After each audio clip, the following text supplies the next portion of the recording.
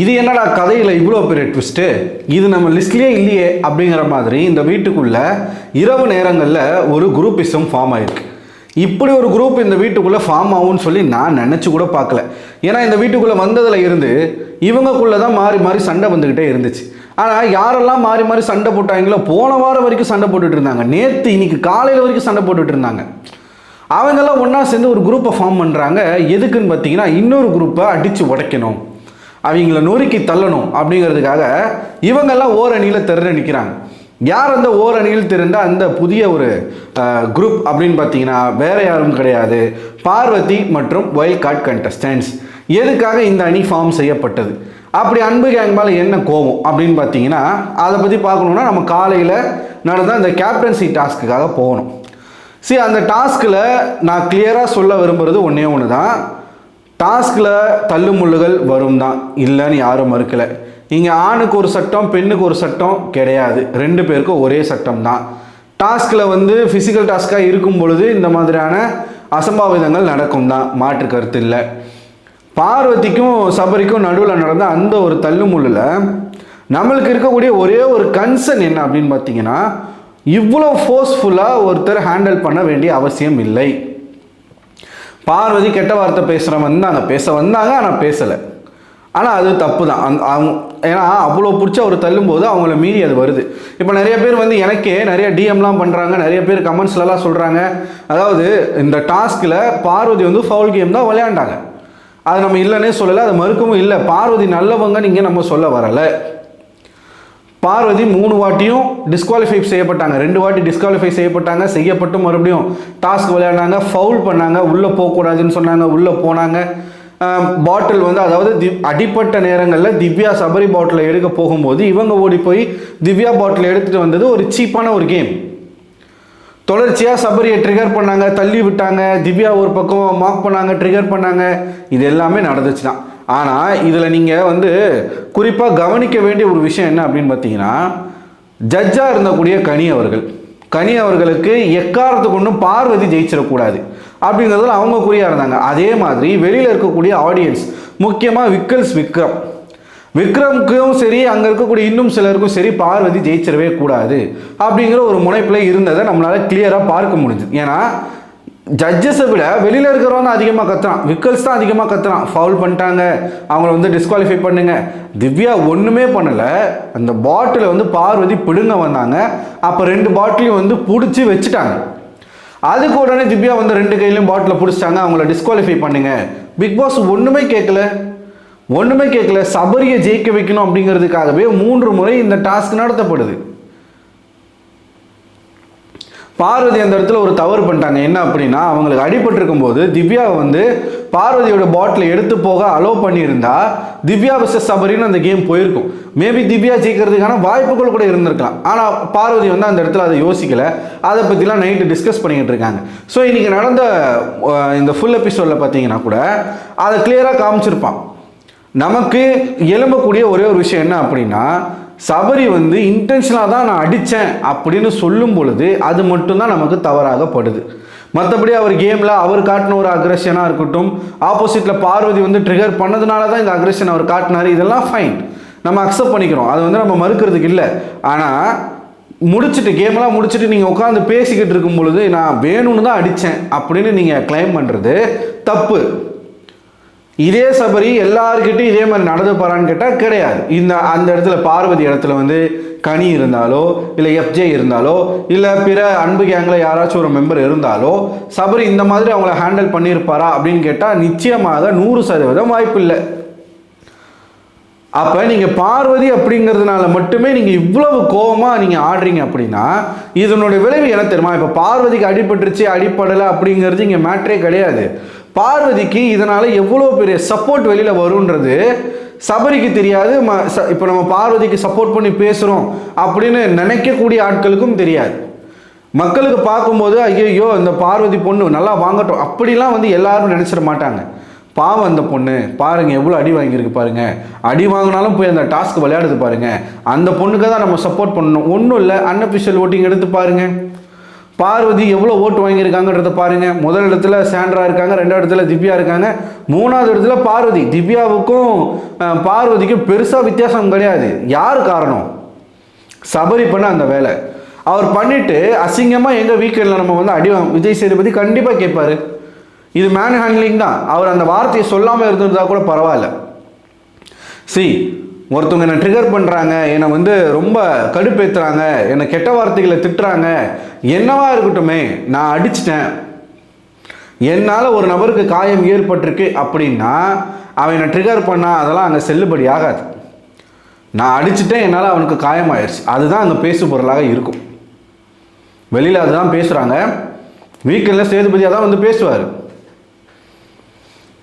இதை உணர்ந்த சபரி அதை அப்படியே வந்து மடை மாற்றுறதுக்கு தான் போயிட்டு கன்ஃபெஷன் ரூமில் அழுகுறாரு. அது மட்டும் இல்லை, அதோட பாருங்களேன், விக்கல்ஸ் வந்து பார்வதியை ட்ரிகர் பண்ணுறது. பார்வதி ஒன்றும் லேசப்பட்ட ஆள் இல்லை. எனக்கு இப்போ நான் எந்த ஸ்டேஜில் இருக்கேன்னு தெரியுமா? பிரவீன்ராஜ் வந்து பெஸ்ட் பர்ஃபார்மரில் பார்வதி அப்படின்னாரு பாருங்க, அந்த ஸ்டேஜில் நான் இருக்கேன். எனக்கு ஒன்றும் பார்வதிக்கு சப்போர்ட் பண்ணணும் அப்படின்னும் முட்டு கொடுக்கணும்னு எனக்கு தேவையே இல்லை. எனக்கு வேறு வழி இல்லை.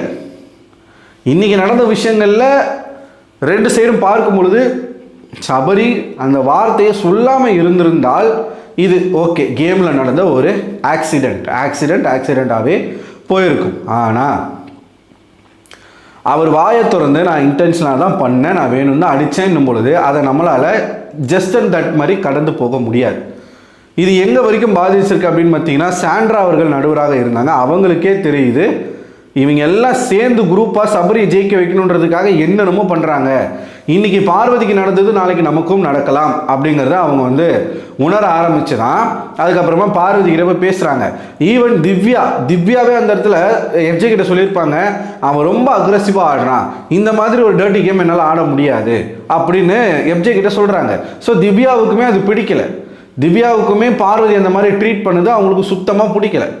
பார்வதி எப்படிப்பட்ட ஒரு கேடுகட்ட ஒரு பிறவியாக கூட இருக்கட்டும், அடிக்கிறது அப்படிங்கிறது இப்போ டிஃபென்ஸ் எப்படி வேணால் நம்ம பண்ணியிருக்கலாம். நீங்கள் முட்டியில் அடிக்கிறீங்க, அது வந்து ஒரு இவ்வளோ பெரிய வீக்கம் வந்திருக்கு அப்படின்னும் போது அங்கே வந்து விக்டிமாக பார்வதி தான் தெரிவாங்க. இவ்வளவு தான் நம்ம சொல்கிறது, வேற ஒன்றும் இதில் சபரி வந்து பாத்தியா பொம்பளை பிள்ளை அடிச்சிட்டான் பாத்தியா, அந்த ஸ்டேஜுக்கு நான் வரல. பார்வதி ஒன்றும் அவ்வளோ வெள்ளந்தி கிடையாது. ஸோ அந்த ஒரு விஷயத்த மக்கள் வந்து கிளியராக புரிஞ்சுக்கணும் அப்படிங்கிறத நான் விரும்புகிறேன். இதையெல்லாம் பார்த்துட்டு இருக்காங்க இல்லையா, இதெல்லாம் பார்த்துட்டு இருக்கக்கூடிய திவ்யா, பிரஜின், சாண்ட்ரா, இந்த 3 பேருக்கும் ஒரு விஷயம் தோணுது. என்ன அப்படின்னா, இவங்க வந்து குரூப்பாக சேர்ந்து ஒரு கேமை விளையாடுறாங்க. இந்த கேம் நமக்கும் நாளை பின்ன வந்து ஒரு டேஞ்சரஸ் கேமாக மாறும். ஏன்னா சபரியை ஜெயிக்க வைக்கணும், சபரி கேப்டன் ஆகணுன்றதுக்காக அவங்க என்னெல்லாம் பண்ணாங்க அப்படிங்கிறத உன்னிப்பாக சாண்ட்ரா பார்த்துட்டாங்க. அண்ட் திவ்யாவும் ஒரு கண்டஸ்டண்ட்டாக, ஒரு பிளேயர், அங்கே வந்து தலை டாஸ்கில் ஒரு போட்டியாளராக அவங்களும் பார்த்துட்டாங்க. சபரிக்கு அதாவது இவங்களுக்கு வந்து அவ்வளோ மைனூட்டாக பார்க்கக்கூடிய கனி அவர்கள் சபரிக்கு பார்க்கவே இல்லை. கெமி சொல்கிறாங்க, அவரும் பிடிச்சார் சொல்கிறாங்க. ஒரு 4-5 வாட்டி சொன்ன பிறகு தான் கனி அவர்கள் ஒரு டிசிஷனுக்கு வராங்க. ஸோ அவங்களால தான் 3 முறை இந்த டாஸ்க் வந்து நடந்துச்சு. இதெல்லாம் பார்த்து அவங்க என்ன பண்ணுறாங்கன்னா, நேராக பார்வதி கிட்ட போகிறாங்க, பார்வதி கிட்ட பேசுகிறாங்க. பார்வதி என்னை மன்னிச்சிரு, என்னால் அந்த இடத்துல எதுவுமே பேச முடியல. ஒரு பக்கம் திவ்யாவும் சாரி கேட்குறாங்க. எனக்குமே அது கோபமாக தான் இருந்துச்சு, ஆனால் அந்த இடத்துல நான் எதுவுமே பேசலை, ஐ எம் ஸோ சாரி அப்படின்றாங்க. ஸோ இவங்க எல்லாம் ஒன்றா உட்காந்து பேசி ஒரு முடிவு எடுக்கிறாங்க. என்ன முடிவு அப்படின்னு பார்த்தீங்கன்னா, இந்த அன்பு கேங்கை உடைக்கணும். இவங்களை உடைச்சா மட்டும்தான் நம்மளுடைய கேமை விளையாட முடியும். அதனால் இதுக்கப்புறம் வரக்கூடிய டாஸ்கில் நம்ம எல்லாம் குரூப்பாக சேர்ந்து விளையாடுவோம். நாமினேஷனை கூட எல்லாரும் உட்காந்து டிஸ்கஸ் பண்ணி தான் போட்டாங்க. அன்பு கேங் எப்படி இதுக்கு முன்னாடி உட்காந்து நாமினேஷனில் யாரை போடலாம் எவரை போடலான்னு பிளான் பண்ணி போட்டாங்களோ, அதே மாதிரி இந்த 5 பேர் இந்த டீமில் பார்த்தீங்கன்னா பார்வதி, அப்புறம் கமருதீன், திவாகர், சாண்ட்ரா, திவ்யா, பிரஜித், 6 பேர் இங்கே. இந்த 6 பேரும் உட்காந்து தெளிவாக இதில் மூளை யாருன்னா பார்வதி. எனக்கு அங்கே தான் வந்து இடிக்குது. தேவையில்லாமல் பார்வதி பின்னாடி போய் இவங்கெல்லாம் மறைஞ்சிருவாங்களோ, பார்வதி பின்னாடி மறைஞ்சிருவாங்களோ, இப்போ திவாகர் மறைஞ்ச மாதிரி, கலையரசன் மறைஞ்ச மாதிரி இவங்கெல்லாம் மறைஞ்சிருவாங்களோன்னு எனக்கு லைட்டாக தோணுது. இது தேவையில்லாத வேலை தான். ஆனால் வேறு ஆப்ஷன் இல்லாமல் எதிரிக்கு எதிரி நண்பன் அப்படிங்கிற ஒரு முறையில் அனைத்து எதிரிகளும் ஒன்றாக சேர்ந்து ஒரு அலையன்ஸை ஃபார்ம் பண்ணியிருக்காங்க. அன்பு கேங்குக்கு எதிராக ஒரு கேங். சொல்லி வச்ச மாதிரி நாமினேஷனில் வந்து யார் யாரை நாமினேட் பண்ணுமோ அவங்களெல்லாம் நாமினேட் பண்ணுறாங்க, எல்லாருமே வராங்க. திவாகர் மட்டும் கானா வினோத் மேலே இருந்த அந்த காண்டில் போட்டுறாரு, எஃப்ஜே தப்பிச்சிட்றான். ஸோ இது ஒரு பிளான், அவங்களோட முதல் பிளான் வந்து சக்ஸஸ்ஃபுல்லாக நடக்குதா. அன்பு கேங்லேருந்து ஒரு நபர் வந்து இந்த வாரம் வெளியேற போகிறது உறுதி. இது முடிஞ்ச பிறகு நைட்டில் உட்காந்து பேசிக்கிட்டு இருக்காங்க இவங்க எல்லாருமே. அப்போ சாண்ட்ரா அவர்கள் சொல்கிறாங்க, இந்த மாதிரி பார்வதிக்கு நடந்தது வந்து ரொம்ப தப்பு, என்னதான் இதுவாக இருந்தாலும் இந்த மாதிரி வந்து அக்ரெசிவாக விளையாடுறது தப்பு, வாண்டடாக பண்ணன்னு வர சொல்கிறாங்க, எனக்கு அது ஒன்றுமே புரியலை அப்படின்னு அவங்க பேச. ஸோ இதை பற்றின ஒரு டிஸ்கஷன் போய்கிட்டே இருக்குது. கடைசியாக பிரஜின் அவர்கள் வந்து என்ன சொல்லி இந்த டிஸ்கஷன் முடிச்சு வைக்கிறார் அப்படின்னு பார்த்தீங்கன்னா, இனிமே வரக்கூடிய இந்த வார வீக்லி டாஸ்கில் நம்ம எல்லாம் டீமாக சேர்ந்து அவங்கள அடித்து ஓட விடுவோம், ஸோ நம்ம ஒரு டீமாக விளையாடலாம் அப்படின்னோடனே பார்வதிக்கு ஒரே குஷி. திவாகர்கிட்ட சொல்கிறாங்க, பாரு வந்து ஒரு வாரம் தான் ஆகுது, அவங்களுக்கு என் மேலே இருக்கிற அக்கறை கூட உனக்கு இல்லையா அப்படின்னு திவாகரை போட்டு திட்டுறாங்க. ஸோ எனக்கு இது வந்து உண்மையாகவே அவங்க டீம் ஃபார்ம் பண்ணி அன்பு கேங்குக்கு எதிராக வந்து விளையாட போகிறாங்களா, ஆனால் இது ஒரு ஸ்ட்ராங்கான டீமாக இருக்குது, நல்ல டீமாக இருக்குது, பார்க்கும்போது நல்ல டீமாக இருக்குது, விளையாட போகிறாங்களா, இல்லை இது இவங்களோட ஸ்ட்ராட்டஜியா, சாண்ட்ரா, திவ்யா மற்றும் பிரஜனுடைய ஸ்ட்ராட்டஜியா? பார்வதி எப்படி இருந்தாலும் ஏதாச்சும் ஒரு தில்லாலங்கடி வேலை செய்வாங்க, அன்னைக்கு இவங்களுக்குள்ளே வெடிக்கும். ஆனால் அந்த வீட்டுக்குள்ளே இருக்கக்கூடிய மற்ற கண்டஸ்டன்ஸ்க்கு அந்த அன்பு கேங்கை உடைக்க வேண்டிய அவசியம் இருக்குது. ஏன்னா இவனுங்க என்ன பண்ணுவானுங்க, ஒரு 7-8 பேர் ஒன்றா சேர்ந்துக்கிட்டு அவனுங்களை காப்பாற்றிக்கிட்டு மற்றவங்களை நாமினேட் பண்ணுறது, மற்றவங்களை வச்சு கேம் விளையாடுறது. ஸோ இந்த கேங்கில் இருக்க 8 பேரை தவிர்த்து ஒருத்தராக வந்து என்ன பண்ணுவாங்க, எவிக்ட் ஆகிட்டே இருப்பாங்க வாரம். ஒரு பக்கா ஸ்கெட்சு. இப்போது இவங்களை அடிக்கணும் அப்படின்னா அதே மாதிரி ஒரு யூனிட்டி கொண்ட ஒரு டீம் வேணும். ஏன்னா அவங்கக்கிட்ட மெஜாரிட்டி ஸ்ட்ரென்த் இருக்குது, அதே மாதிரி ஒரு ஸ்ட்ரென்த் உள்ள ஒரு டீம் இருந்தால் மட்டும்தான் அவங்கள வந்து காலி பண்ண முடியும். அதனால இவங்க எல்லாம் இப்போ ஒன்றா சேர்ந்து ஒரு கேம் விளையாடுறாங்க. இன்ட்ரெஸ்டிங், எனக்கு பார்க்கும்போது இன்ட்ரெஸ்டிங்காக தான் இருக்குது.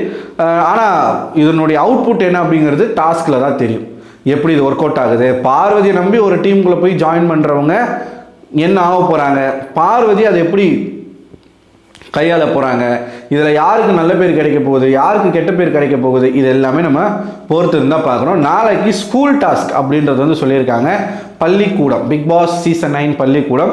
ஸோ யாரெல்லாம் டீச்சர் ஆக போகிறா, யாரெல்லாம் ஸ்டூடெண்ட் ஆக போகிறாங்க, இதெல்லாமே அடுத்தடுத்த அப்டேட்டில் நான் உங்ககிட்ட வந்து சொல்கிறேன்.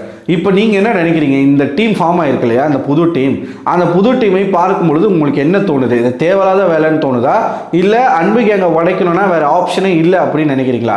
என்ன கேட்டால் 2வது ஆப்ஷன் தான் நான் சொல்லுவேன். ஏன்னா அவங்கள கண்டிப்பாக டீமாக சேர்ந்து அட்டாக் பண்ண தான் உண்டு. ஏன்னா ஒரு பக்கம் விக்கல்ஸு, ஒரு பக்கம் வியானா, சுபிக்ஷா, இவங்களும் வந்து அந்த அன்பு கேங்கில் சேர்ந்துருவாங்க. ஆல்ரெடி அங்கே வந்து எஃப்ஜே, கெமி, நம்ம வந்து சபரி, கனி, இவங்கெல்லாம் ஒரு ஸ்ட்ராங்கான ஒரு டீமாக இருக்கிறாங்க. அப்போது மெஜாரிட்டியாக அங்கே இருக்கும்பொழுது இங்கேருந்து ஒரு அழுத்தம் கொடுக்கணும் அப்படின்னா இங்கே ஒரு டீம் தேவை தான். விஜய் சேதுபதி சொன்ன ஒரு பாயிண்ட்டை பிடிச்சிக்கிட்டாங்க, நல்ல விஷயத்துக்கு டீம் சேர்றதுல, குரூப்பிசம் பண்ணுறதுல தப்பு இல்லை அப்படின்னு சேதுபதி சொன்னதை இவங்க ஒரு பாயிண்ட்டாக எடுத்துக்கிட்டு அவங்கள ஒழிக்கணும் அப்படின்னா நம்ம ஒரு குரூப்பிசம் பண்ணுவோம் அப்படின்ற ஒரு முடிவில் வந்திருக்காங்க. ஸோ என்ன நடக்குதுன்றதை நம்ம பொறுத்து இருந்து பார்க்கலாம். ஸோ நீங்கள் என்ன நினைக்கிறீங்க மக்களே? எனக்கு ஒரே ஒரு கவலை தான், தேவையில்லாத சபரி பையை இப்படி பண்ணி பார்வதிக்கு வெளியில் ஒரு மவுஸ் ஏற்றி விட்டார், அது மட்டும்தான் எனக்கு கஷ்டமாக இருக்குது, மற்றபடி வேறு ஒன்றும் இல்லை. ஸோ உங்களோட கருத்து என்ன அப்படிங்கிறத கமெண்ட் பாக்ஸில் கமெண்ட் பண்ணுங்கள். அடுத்த ஒரு வீடியோவில் உங்களை சந்திக்கிறேன். அதுவரை உங்களிடமிருந்து விடை பெறுவது நான் அரவிந்தன்.